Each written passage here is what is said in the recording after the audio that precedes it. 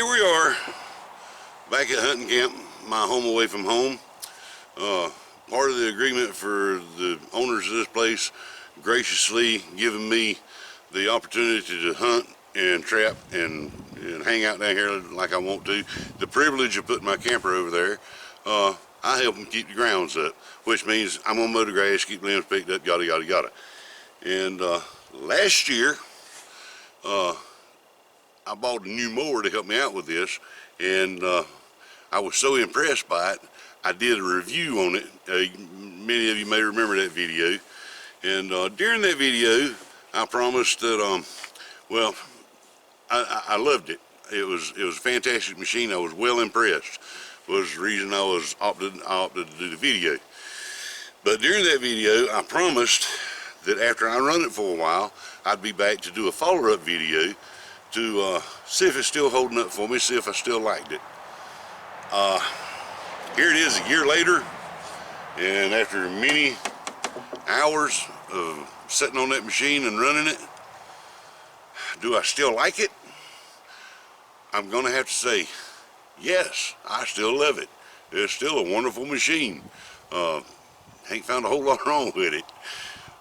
So, as promised, I'm here today to give you the second review on the XT1 LT46 Cub Cadet mower. Also had a question about how does it handle hills and the incline. You know what? Here in eastern North Carolina, where the ground is flat, that's not really that big of an issue for us.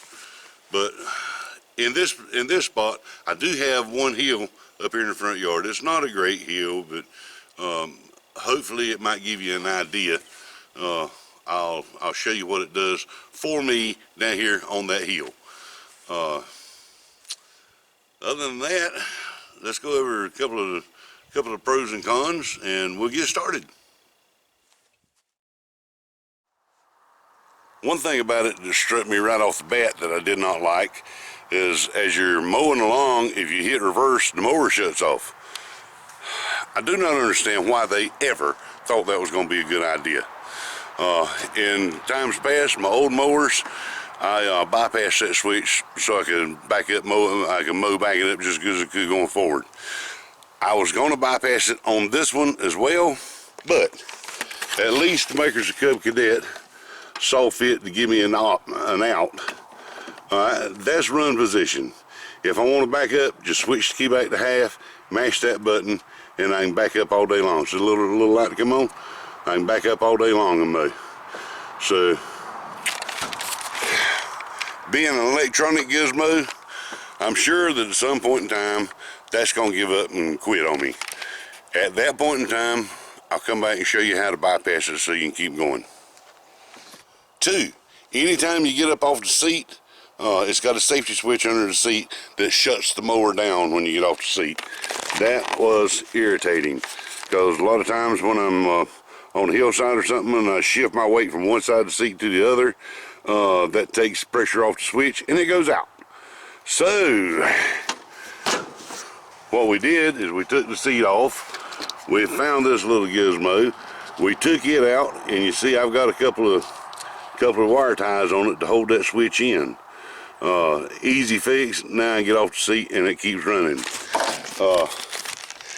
It's kind of irritating that every time you take weight off the seat, the mower shuts down. Because you run along and you see a branch laying in the yard, you want to get off and pick up the branch, get it out of the way.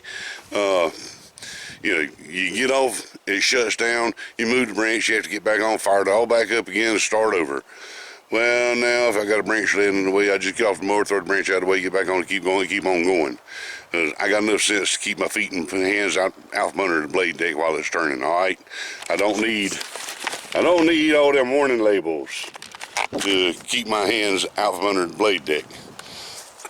So that switch is done.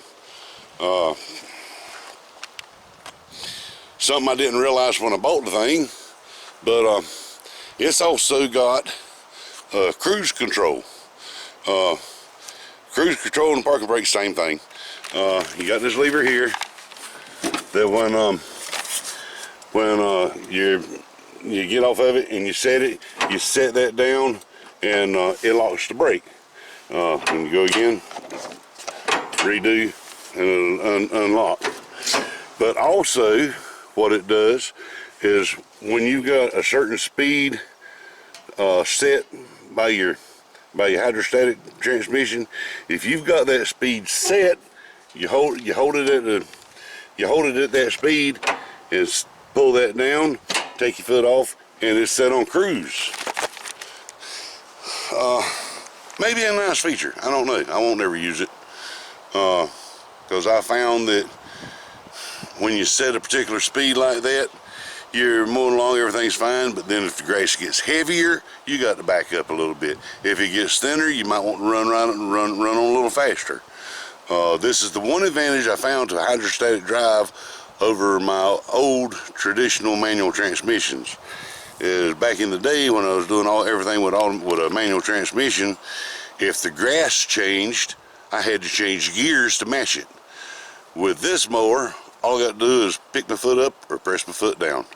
I didn't think I would like a hydrostatic transmission, but just for that fact, I'm rather liking it. I'm enjoying that.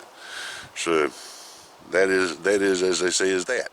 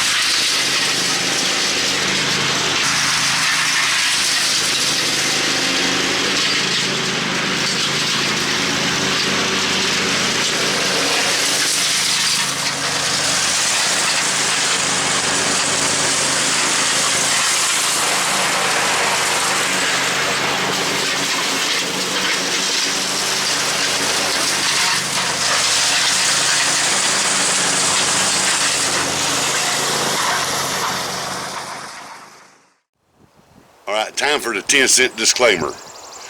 What you see me do here, don't try this at home. Leave your guards in place. Well, I'm going to say this for the legal purposes. Leave your guards in place. Do not unhook your switches. But honestly, the stuff I was doing on that hill, don't try this at home. I am what some people have referred to as an idiot. Alright? But I know my limitations. I know the limitations of my machine. I may push those limits, but I don't go over them.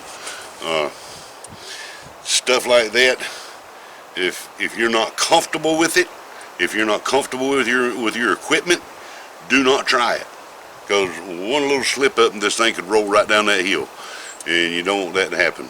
I've done this enough, and I know my equipment well enough to where I know where the limits are, and I do not exceed them.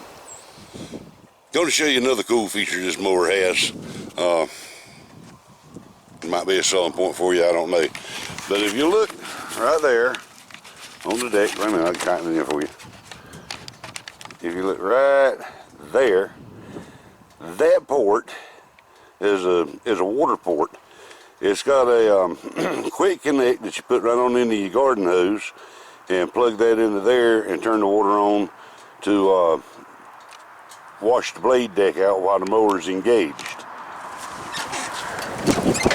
Now I did test that out. It's there, I had the plug, and I wanted to see would it work. So I hooked it up, turned the water on, started the blade deck, and yeah, it cleaned the blade deck out clean as a whistle. What it does is it puts water directly on top of the blades. As the blade's spinning, it takes that water and forces it up to the blade deck, and all that stuff that's stuck in there, it washes it out. And after inspection afterwards, yeah, it did a fine job. The deck was clean as a whistle.